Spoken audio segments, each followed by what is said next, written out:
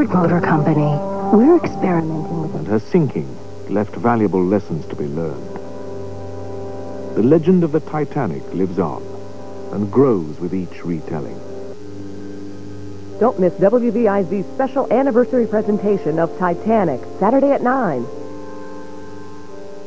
Next on Mystery, two novice private eyes take on the London crime scene in Chandler and Company. Down those mean streets, the woman must go. Can you just open a flower shop instead? If you want someone more experienced... We'd understand totally. What I want is someone I can trust. Well, we will boldly go where no women have been before. Go ahead, punk. Make my day. Mystery, Thursday at 9 on WV. There have been many maritime disasters, but none have caught the public imagination in such a dramatic and lasting way as that of the Titanic. She was the pride of her company, the White Star Line. She was the biggest ship in the world. Yet her collision with an iceberg on her fateful maiden voyage and her sinking, with the loss of some 1,500 lives, sealed her place in history.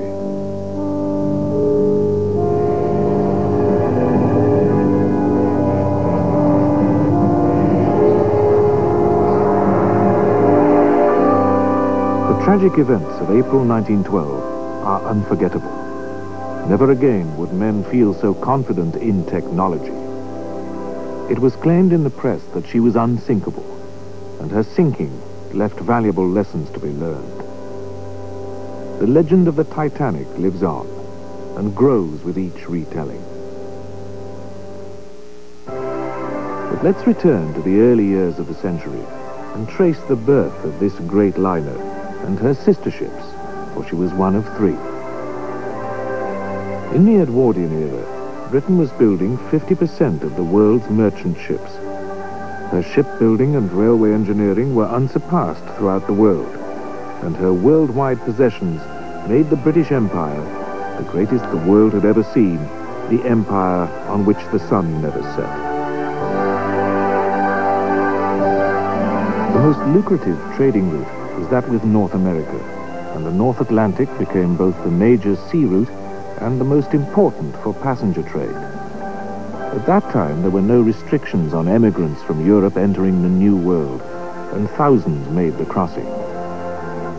Britain vied, chiefly with Germany, to build the biggest, fastest, and most luxurious liners, and so capture both the well-to-do travelers and the bread-and-butter emigrant trade.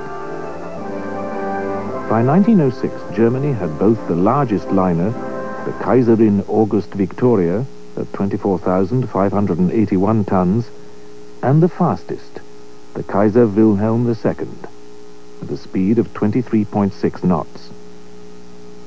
Britain outshone them both in 1907 with the Cunard liners Lusitania and Mauretania, both at 32,000 tons and speeds of over 26 knots.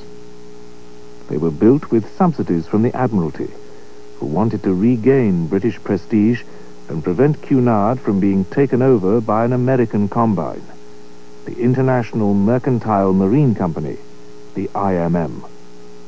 The subsidy also meant the two liners could be adapted in time of war as armed merchant cruisers. Already under American financial control was the Oceanic Steam Navigation Company, more popularly known as the White Star Line. This company had opted out of the race to build the fastest liners and chose comfort and safety as their priorities.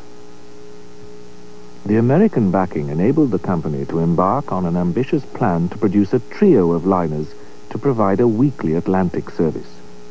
They would be the largest, most luxurious, and safest ships in the world, 50% larger than the Cunard giants. They were to be called Olympic, Titanic, and Gigantic, the last being eventually named Britannic. On July the 1st, 1907, the order for the first two ships was placed with Harland and Wolff of Belfast. They were given the shipyard numbers 400 and 401. Major changes were needed at the Queen's Island shipyard. 3 existing slipways were demolished and 2 new ones laid in their place. These were straddled by a gantry giving clear spaces of 100 feet between rows of supporting towers. The 840 feet long gantry was surmounted by a mobile crane with a span of 135 feet and lifting capacity of 3 tons. 6 mobile frames each carried 10 radial cranes, with lifts and ramps to transport men and materials to the various levels of construction. A large floating crane was purchased from Germany, and the construction of a new dry dock commenced. The number of employees at the shipyard doubled to 11,300 during the building and fitting out of the 2 immense liners. The designer of the ships was Thomas Andrews. He was the nephew of Lord Pirrie, chairman of Harland and Wolff, and was a well-connected member of Irish society. He worked with his deputy, Edward Wilding, using a drawing office full of draftsmen and a huge model of the proposed class of ship. The keel of the Olympic was laid on January the 1st, 1909, and that of the Titanic on March the 16th. The construction of the 2 massive hulls progressed apace. The Olympic a few months ahead of the Titanic, to ease pressure on the shipyard production shops. On October the 20th, 1910, the Olympic was launched. She was painted grey to allow press photographers better views of the liner, and the launch took just 62 seconds. She was then towed to the new deep water quay for fitting out, leaving the black-painted Titanic still caged in her surrounding gantry. These new vessels were designed to have service speeds of 21 knots. The engines generated 55,000 horsepower. Cunard had opted for marine turbines to propel their record breakers, but Harland and Wolff adopted their favorite combination: reciprocating engines to drive the 2 23 feet 6-inch diameter outer propellers, the steam from which then exhausted into a low-pressure turbine which turned the ahead-only 16 feet 6-inch center propeller, providing steam for the engines with 24 double and 5 single-ended boilers containing 159 furnaces. 7 months after her launch, the great ship was ready, and after 2 days of successful sea trials, the Olympic finally left Belfast on May the 31st, 1911. This was a brilliantly timed publicity exercise, as the Titanic herself was finally launched on that same day. For this occasion, the landward end of the building gantry was decked with 1 Union Jack and 1 Stars and Stripes, with a white star pennant in the center, below which code flags spelled out "Success."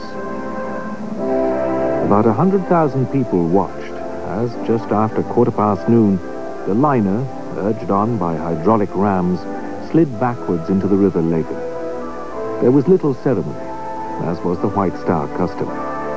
Later, when the Britannic was launched, a retired shipyard worker recalled, "They just builds 'em and chucks 'em in."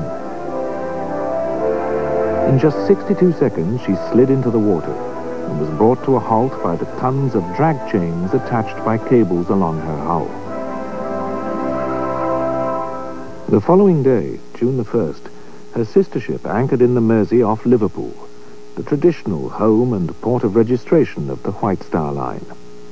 It was her only visit to the Mersey, for she then headed for Southampton, the line's main port since 1907, where the London and South Western Railway had built a new large dock to accommodate this new class of wonder ship, twice the size of the 20,000-ton liners the port had become used to. The dock, known as the White Star Dock until the late 1920s, is 1,700 feet long, 400 feet wide, enclosing 16 acres of water. It was later to be used by such liners as the Queen Mary, the Queen Elizabeth, and eventually the new QE2. Harland and Wolff had built a ship repair works at Southampton, but major repairs would have to be done in the new dry dock back at Belfast. The Olympic set sail on her maiden voyage at noon on Wednesday, June the 14th. Her captain was Edward John Smith, their premier Atlantic captain and destined for command of her sister ship.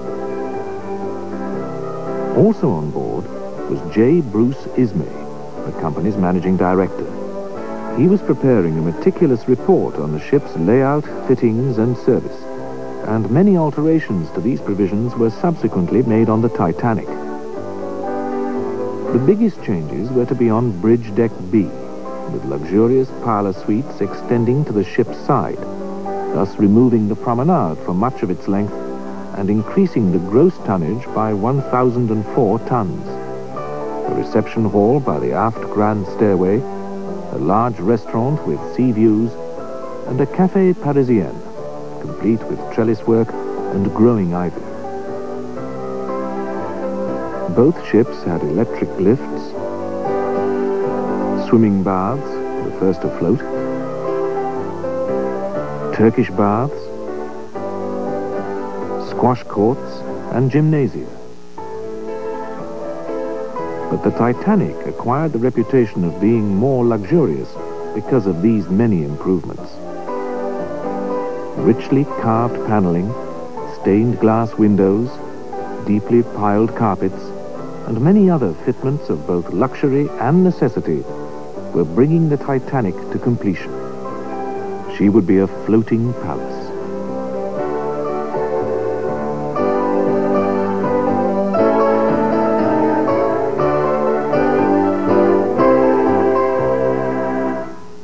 But completion, and ultimately the date of her maiden voyage, was delayed, owing to the return of the Olympic to Belfast following a collision near Southampton with the cruiser HMS Hawke on September the 20th. The Hawke's bow was badly damaged. The hole in the Olympic was 40 feet high and extended 8 feet into the ship. There was a second hole at the waterline caused by the cruiser's beak-like ram. Some witnesses claimed the huge bulk of the liner caused an undertow, which sucked the smaller ship into her side. This phenomenon was later to cause a near accident on the Titanic's departure from Southampton. The Olympic was taken to the new dry dock at Belfast, and men were taken from fitting out the Titanic to speed the repairs. On February the 24th, 1912, Olympic returned again for repairs to a propeller.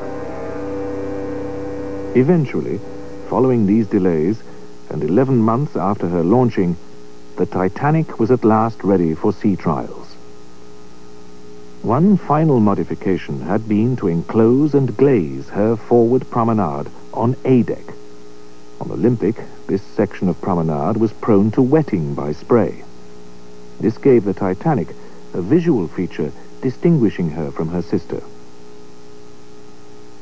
Trials began on June the 2nd in the Irish Sea under the command of her captain, Edward John Smith, who had left the Olympic in Southampton and travelled to Belfast.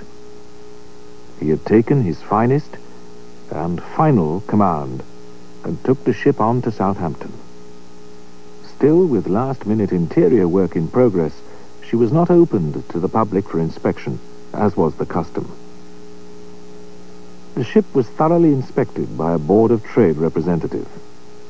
The brand new lifeboats were lowered and rowed around in the dock to the inspector's satisfaction before being hauled back on board.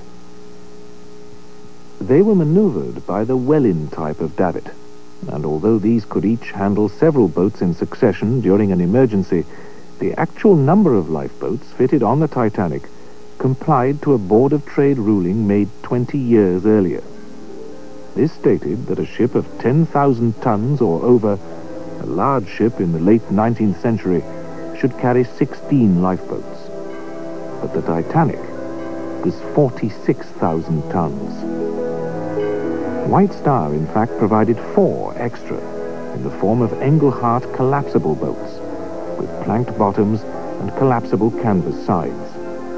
The number of passengers was not considered, just the letter of the law. In fact, this was only half the number of lifeboats required to accommodate a full complement of passengers and crew in the event of a disaster.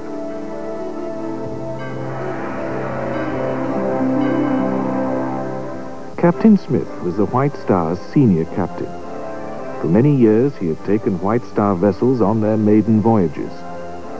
He was born on the 27th of January, 1850, in Hanley, Stoke-on-Trent.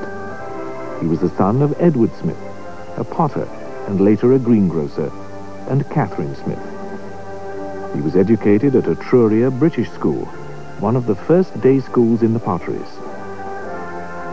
One of his first jobs was as a steam hammer operator at a Trurier forge, but he left the area at the age of 21 to join the mercantile marine. His progress was so swift that he captained his first ship when he was 24 years old.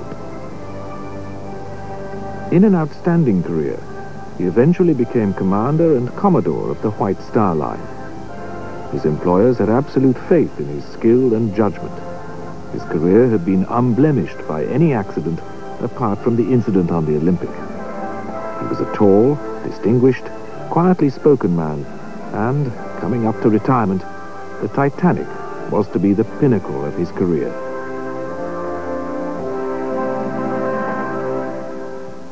Since January 1912, the country had been in the grip of a coal strike, causing many liners to be laid up and putting 17,000 men out of work in Southampton. By April, the strike was on its last legs, but to enable the Titanic to set sail, coal had to be taken off other ships laid up in the docks, the White Stars Oceanic and Majestic, and the New York, Philadelphia, St. Louis, and St. Paul of the American line. On Wednesday, April the 10th, hundreds of passengers and crewmen boarded the Titanic. It was a bright, sunny day. The boat train from London brought the well-to-do, including the millionaire Benjamin Guggenheim and William Stead, editor of the Pall Mall Gazette, who was going to America on the invitation of President Taft to deliver a speech at the World Peace Conference on April the 22nd. All levels of society were represented on this palace ship. Some passengers were transferred from the laid-up IMM ships. Eva Hart and her family were originally booked on the Philadelphia. We were booked in a ship called the Philadelphia. And this coal strike came and she didn't sail. And we were then offered a berth in the Titanic, which absolutely delighted my father. I thought it was wonderful. The whole world was talking about that ship. And my mother had this dreadful premonition. She'd never had one before and she never had one after. But she said, no, we can't do this. It's quite wrong. Something dreadful will happen. And I tell you what the sort of woman she was. She'd got both feet on the ground, and for her to behave like that was absolutely unbelievable to everyone. But she just had that premonition. I was 7. I'd read there was a big ship. It didn't really convey as much to us as it did to my parents, obviously. I mean, I'd never been in a ship at all before, so it didn't convey very much to me. But I do know everyone was talking about it. At noon, the ropes holding the liner to the quay were cast off, and 6 tugs slowly pulled her away from the quay. There were cheers from the assembled crowd, the waving of handkerchiefs, and the shouting of last-minute messages between ship and shore. The Titanic moved out into the River Test and began to move under her own steam, her 3 screws powerfully pushing her 46,000 tons slowly forward. But she displaced such an amount of water in the channel that the liner New York, moored alongside the Oceanic, broke her moorings and drifted out sternwards towards the giant ship. Captain Smith and pilot George Bowyer stopped the central propeller and ordered the outer propellers to be set at full astern. This stopped the New York when she was only 12 feet from the Titanic's stern and brought the great ship herself to rest. The tug Vulcan placed herself between the vessels, had ropes thrown onto the New York, and as the Titanic now moved backwards a little, towed the New York round the dockhead corner into the River Itchen and out of trouble. This near collision was seen by many as a bad omen, and put another, if only slight, delay in her departure. The liner proceeded down Southampton Water, passing Hythe to starboard and Western Shore, Netley, with its ruined abbey and huge military hospital, to port. She passed the mouth of the River Hamble and finally rounded Cowshot Spit and then into the Solent.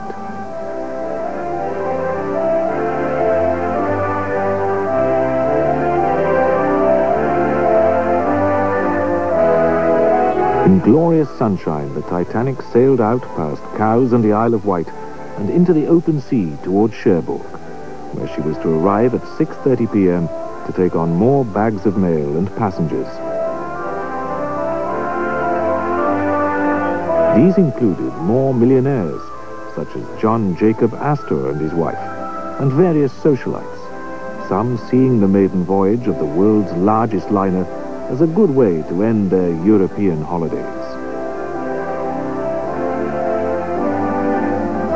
Now she turned westward through the English Channel to call at Queenstown, now Cove, in Ireland, just before noon on April the 11th. More mail bags were taken on, and some mail and passengers delivered to the Irish port.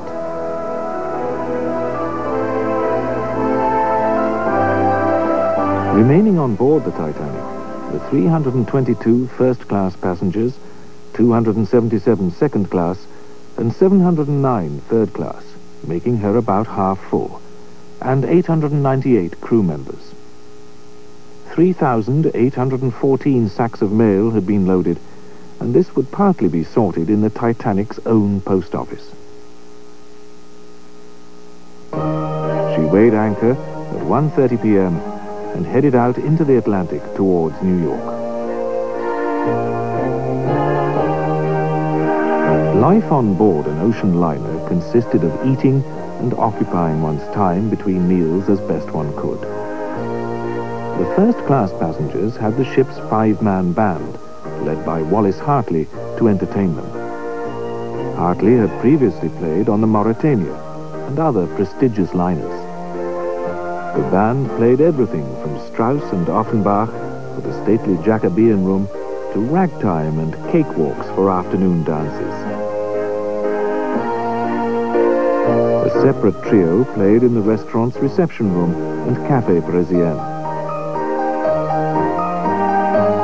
A piano was provided for the use of the third class, and an Irish piper and fiddler would play for their communal dancing. Ball games in the forward and aft well decks were popular with the third class. These could be seen by spectators from the other classes on the tiers of decks above them. These others had space enough for deck tennis, shuffleboard, or promenades round the wide boat deck. Inside, there were first and second class libraries and games rooms. To cater for over 2,000 people at sea for 6 days, head chef Mr. C. Proctor had stored inboard 75,000 pounds of various meats, 25,000 pounds of poultry, including quail, pheasant, chicken, turkey, and plover, 15,000 bottles of beer, and 1,000 of wine, 1,000 pounds of tea, 2,200 pounds of coffee, and tons of fruit, vegetables, jams, and other items. In third class, the food was basic but plentiful. People said that third class on the Titanic was as good as first class on any other liner. There were 2 dining rooms for first class, the Jacobean room and an a la carte restaurant with the adjoining Café Parisienne, the latter 2 being run by Monsieur Gatti and his staff on behalf of the White Star Line. The buglers sounded the call for dinner in the evening. During the voyage, the weather remained fine, the sea calm, but with a chilling breeze. It was to get colder on Sunday, April the 14th. In the radio room, ship-to-shore contact was made possible again as the ship came in range of Cape Race, and the operators were kept busy with current messages and the backlog which had built up through a breakdown of the system 2 days previously. Ice warnings had been received during Sunday by the 2 Marconi operators in the radio room, Jack Phillips and his assistant, Harold Bride. Their prime job was to transmit and receive private messages, known as Marconigrams, stock exchange information, and news, these private messages bringing the company its revenue. Official messages received for the ship indicated that there was pack ice and large and small icebergs in the shipping lanes, although it was not appreciated that these warnings represented one huge ice field. Messages to the ship itself were pinned on a notice board for the information of the navigating officers, but not all the ice warnings were posted. An 11 a.m. warning had read, "America passed 2 large icebergs in 41 degrees 27 minutes north, 50 degrees 8 minutes west on the 14th of April. A message received from the Mesaba at 9:40 p.m. stated, "Ice report in latitude 42 degrees to 41 degrees 25 minutes north, longitude 49 degrees to 50 degrees 30 minutes west. Saw much heavy pack ice and great number large icebergs. Also field ice. Weather good.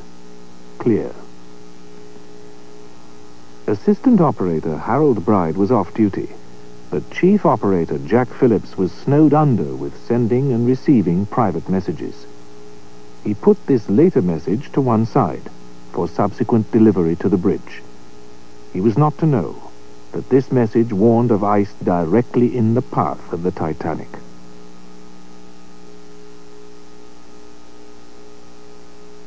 At 11 p.m., the Leyland liner Californian was not far away, stopped and blocked in by ice. During the course of the evening, Phillips rebuked the Marconi operator on the Californian for interrupting his calls to Cape Race. Later, as he came off duty, the Californian's wireless operator switched off his set and turned in for the night.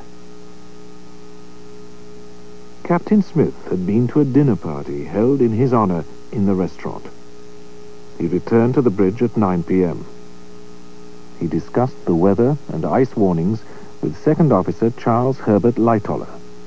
After 20 minutes, he went into the chart room, leaving instructions for him to be called if conditions deteriorated. Lightoller went off duty at 10 o'clock, handing over to First Officer Murdoch. Lightoller went to bed just before 11:30 after making his rounds of the ship. Up in the crow's nest, lookouts Frederick Fleet and Reginald Lee were looking ahead in the bitterly cold wind.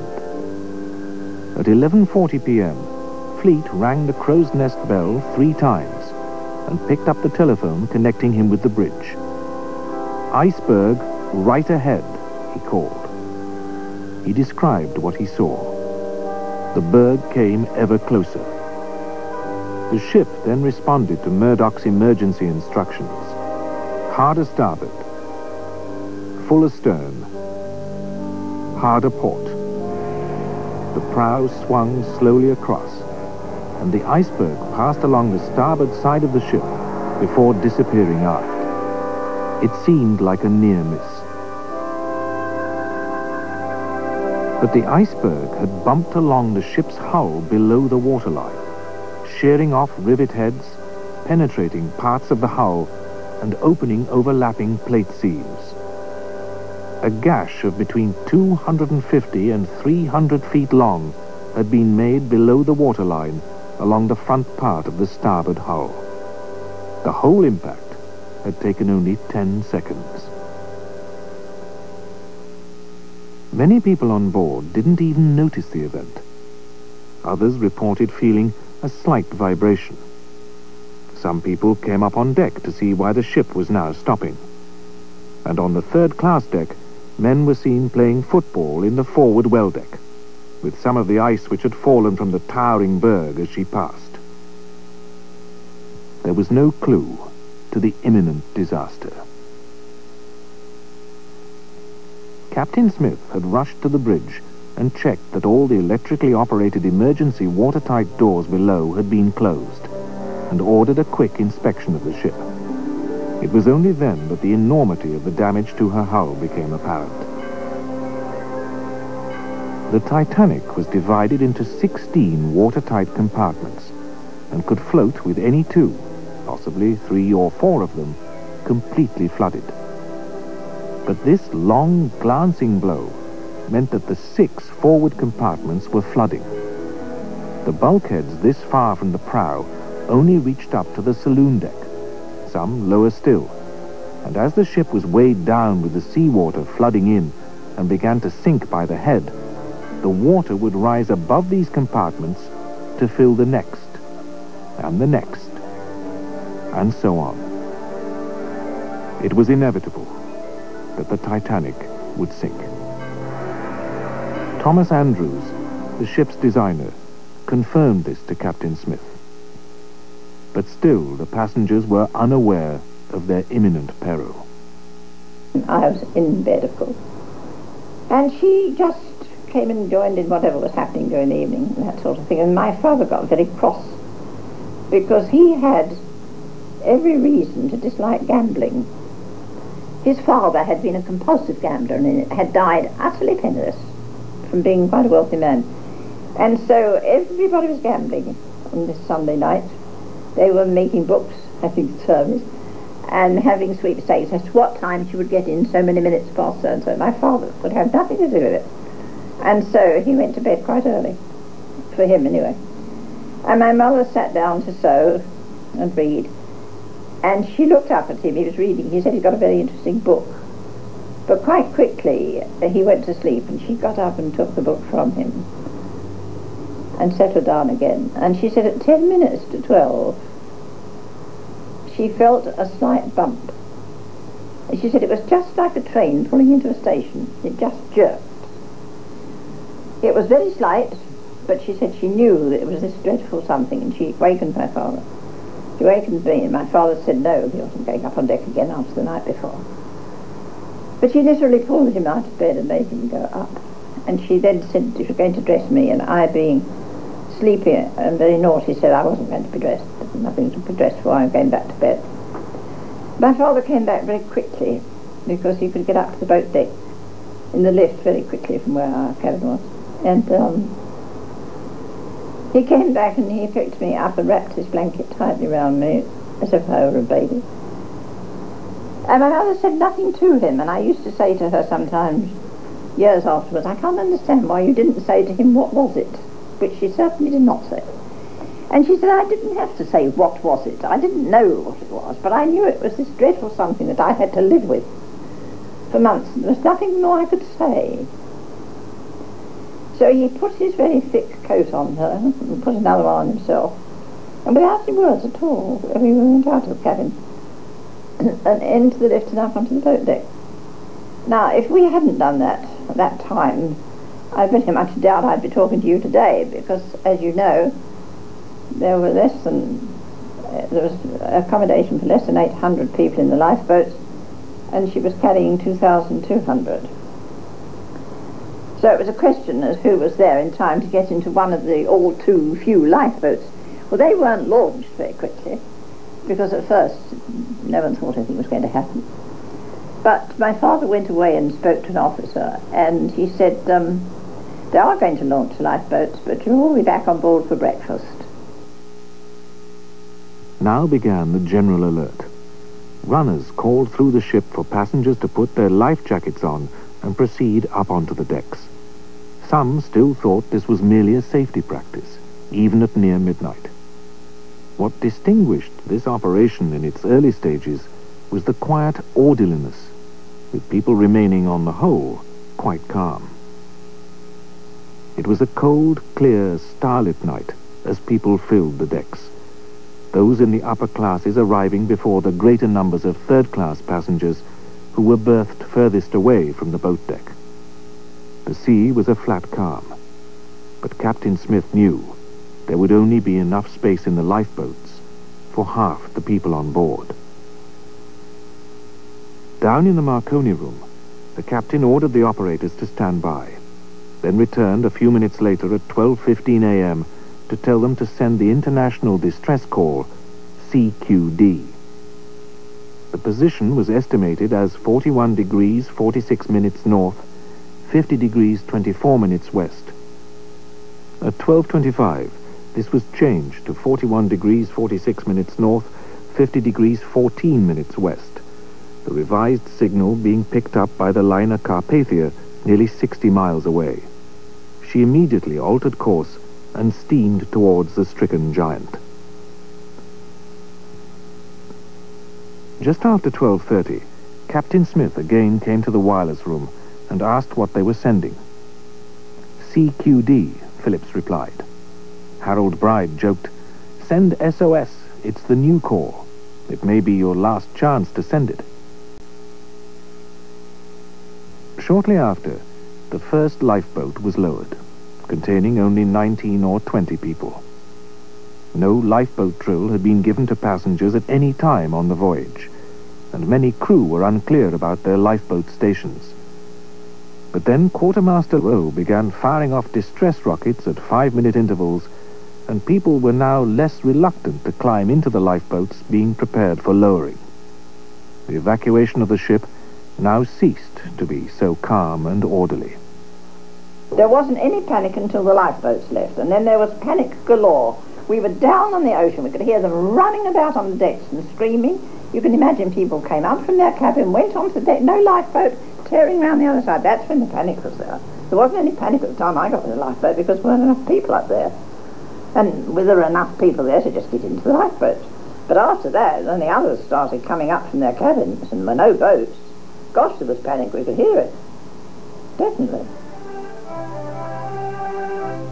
The ship's band, led by Wallace Hartley, had been playing inside the liner. Now they moved out onto the deck and, almost incongruously, played jaunty ragtime tunes.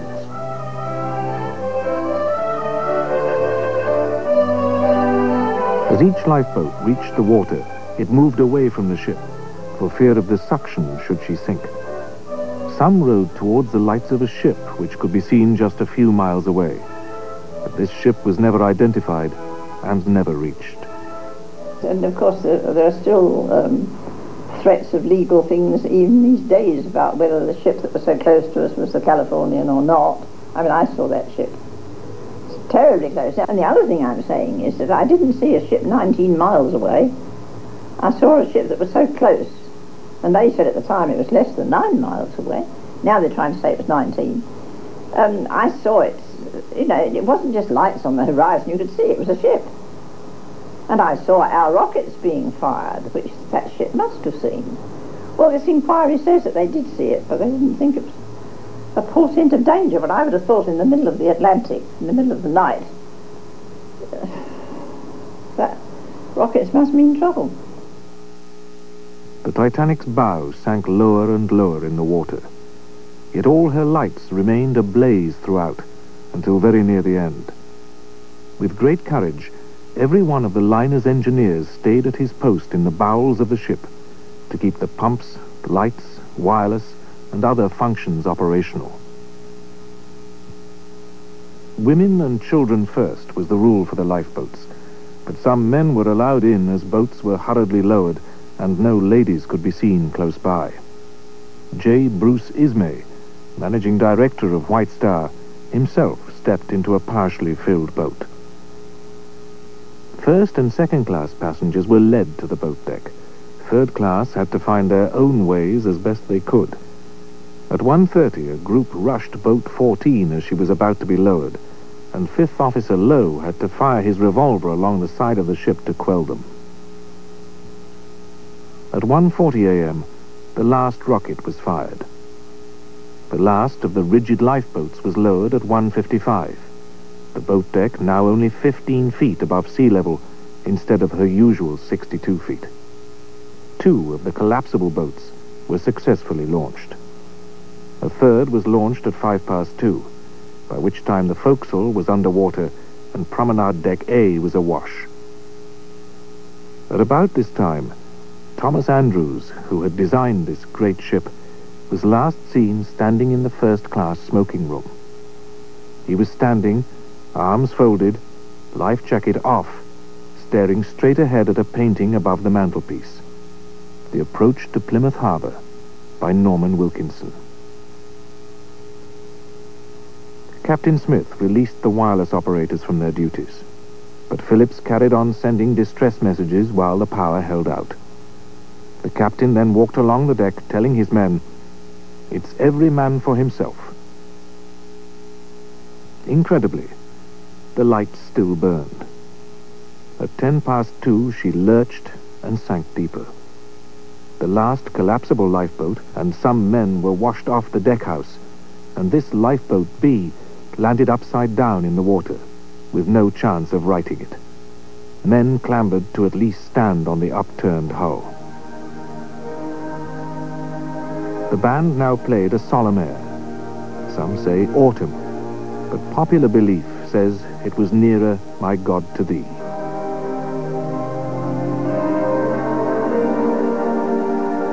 Well, there's no question about the fact that they played, and there's no question about the fact that after we were down on the water and they were playing, they played one version of the hymn, Nearer My God to Thee, of which there are three. I've had this out so many times.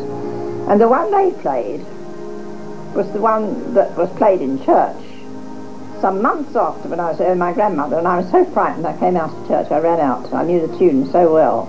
But they won't have it. The Americans won't have it. And people say, no, it's not. It was just ragtime. But it wasn't. It wasn't.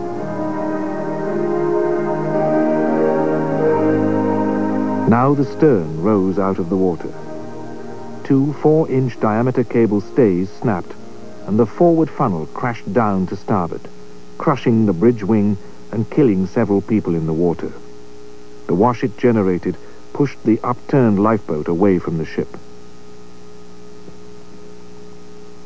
There were varying reports on how Captain Smith met his end. One claimed he committed suicide on the bridge with his revolver. Another that he swam up to a lifeboat with a baby in his arms, put the baby in the boat, then sank beneath the waves. And another that he simply went down with his ship. Perhaps he too had been killed by the collapsing funnel. But others say he swam towards the upturned collapsible lifeboat before turning away and disappearing in the darkness. 1,500 people were still on board as now the bridge submerged. The stern rose higher in the air.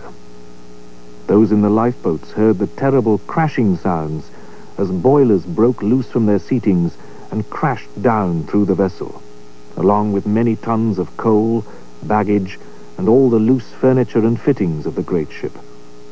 At the same time, her lights went out, flashed once more, and then were finally extinguished.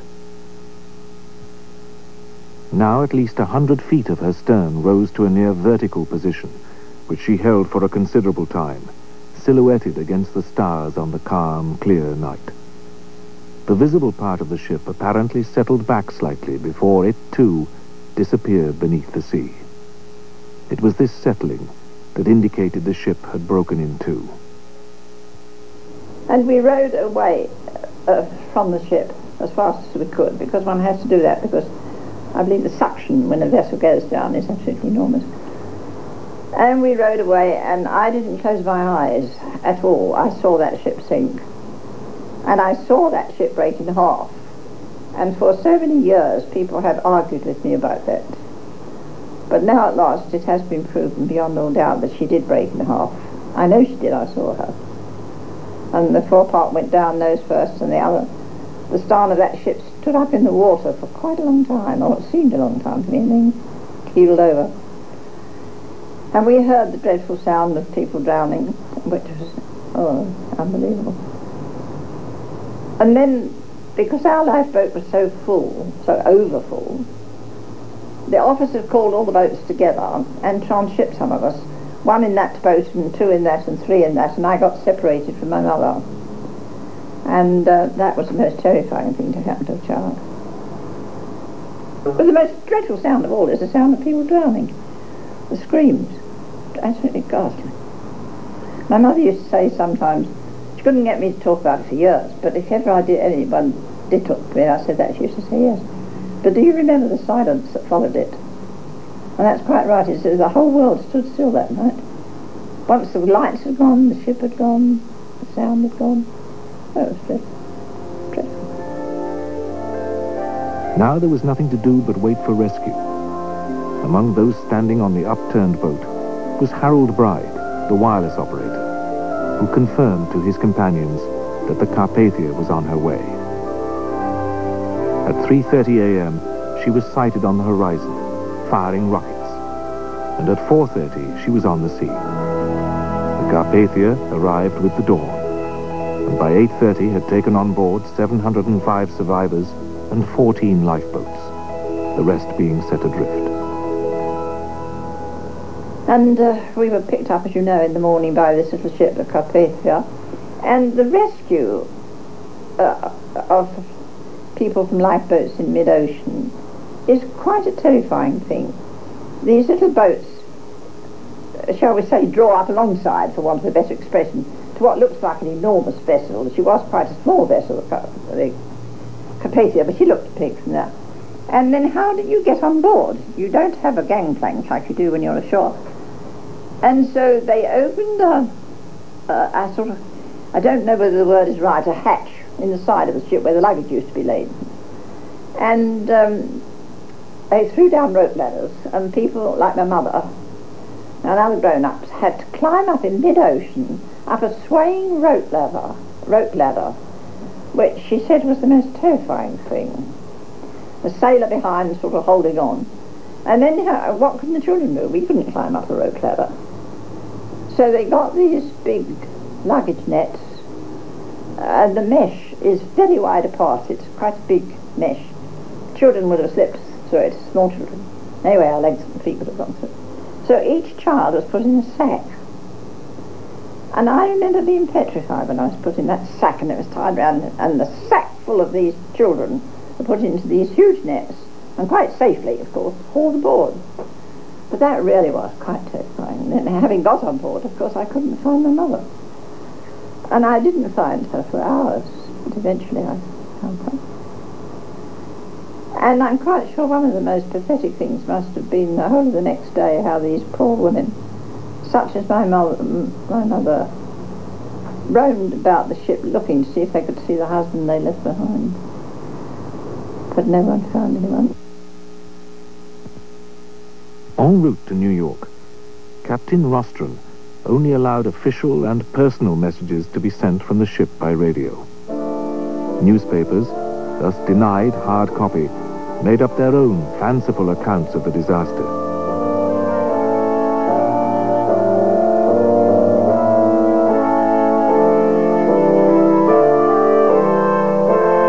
It was only on arrival that the true story became known. And gradually the dreadful news of the disaster was released to the world.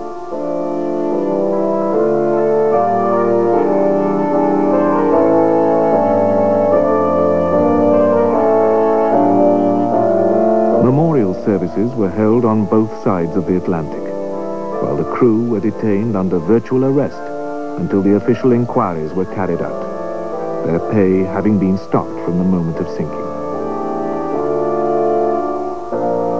Controversy reigned over who was to blame, and whether the nearby ship, the Californian, could indeed have rescued everyone on board if only her wireless operator hadn't closed down his set 20 minutes before the collision with the iceberg. The lookouts certainly saw and counted the rockets, but thought these might have been company signals, used for identification purposes on ships still not fitted with radio, and they also appeared to be too low for a ship reportedly so near. The American inquiry placed blame for the disaster on J. Bruce Ismay, the fact that the Titanic was sailing at virtually full speed, 21 knots, at the time of collision, knowing there were icebergs in the area, and the lack of sufficient lifeboats. The English inquiry also blamed the speed and inadequate provision of lifeboats, but also cited Captain Smith. After this tragedy, ships were to travel on a more southerly Atlantic route, travelled slower, and always had lifeboat provision for all on board. 63% of the Titanic's first-class passengers survived, 42% of second class, and 25% of third class. 23% of the crew were saved, 705 in all, leaving 1,500 to perish in the icy seas of the North Atlantic. But the press of the day concentrated not so much on the loss of life and who was to blame, but on how British and American values of heroism, honor, and courage had been upheld throughout the tragedy. Men behaved as men should do. All heroes, every one. And on Captain Smith's reputed last words, "Be British." British was the cry as the ship went down.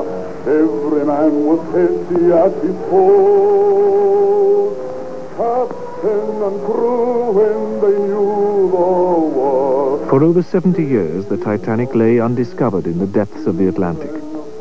There were fanciful ideas that she would still be intact, that corrosion would be minimal as she was at such a great depth, that she could be refloated. On September the 1st, 1985, the American naval research vessel Knorr from the Woods Hole Oceanographic Institution discovered her. The Titanic had been found after 73 years. The scientist in charge was Dr. Ballard, and many fascinating photographs and video pictures were taken on this and a subsequent visit to the site in July 1986. The liner is broken into two main sections, but sits upright, with her funnels gone. She is severed just aft of her second funnel, and the stern section is 800 meters away. Much of the central section lies in shattered segments on the seabed. A silver memorial plaque has been left on the wreck as a mark of respect, and to honor her as an official grave to the hundreds who perished with her, and as a tribute to a disaster which should never have happened. I entirely agree with my dear Dr. Ballard's words. He said the whole thing was a tribute to man's arrogance, and I agree with that.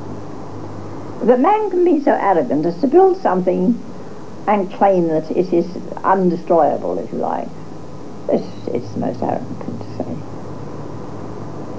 True, if the Titanic had struck rocks or a tempest and storm and sunk, that would be one thing, but this was a ship that needn't have had any loss of life.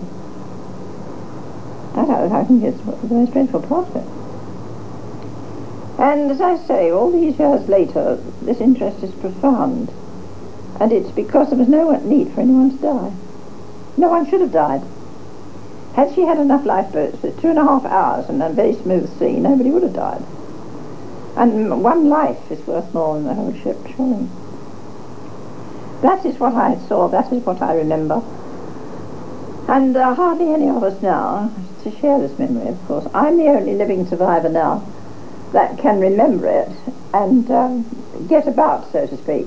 But I don't think there's anyone that can really tell the whole story of it, except myself.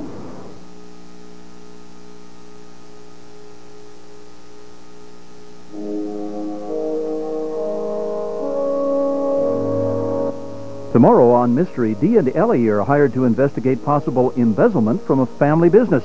Little do they know that what they'll discover just might tear the family apart. It's Chandler and Company on Mystery, tomorrow at 9 on WVIZ.